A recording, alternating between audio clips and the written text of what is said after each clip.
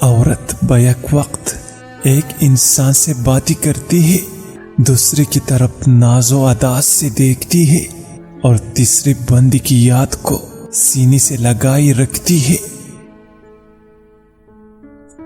مصیبت کا وقت سکون سے گزارنے کے لیے دولت کو اکٹھا کرنا چاہیے۔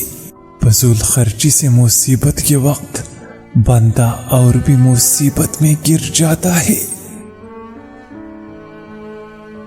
جس طرح مچھلی دانے کو دیکھتی ہے، دام پر اس کی نظر نہیں جاتی، اس طرح جاہل اور بیوقوف بندہ نفع کو دیکھتا ہے، ضرر پر اس کی نگاہ کم ہی جاتی ہے۔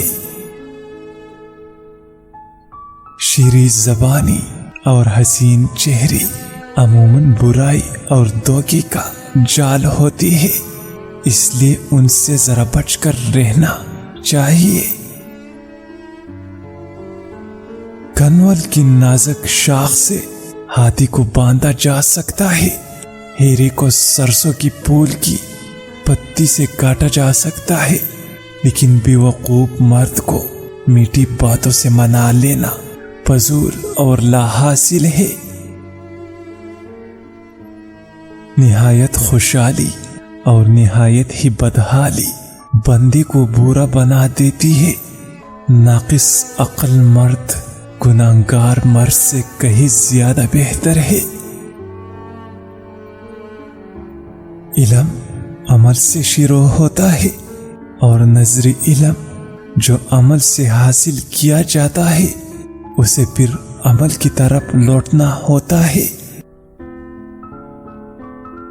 جوانی میں مست ہو کر چلنے والے کیا کبھی مست بھی راست تک پہنچتا ہے؟ جوانی کی دھوکے میں نہ آ جا، کیونکہ بوڑھا ہونے سے پہلے بھی کئی جوان گزر چکی ہے، یہ مت بول۔ موٹی عورت کھانے کے بعد سونگ کا ایک دانہ کھا لے 90 سال تک دبلی رہے گی۔ دنیا ایک خسپوش کنواں ہے، عقل مندوں کو ہوشیاری کے ساتھ قدم رکھنا چاہیے۔ زیادہ گفتگو کرنا عقل کو کم کر دیتا ہے۔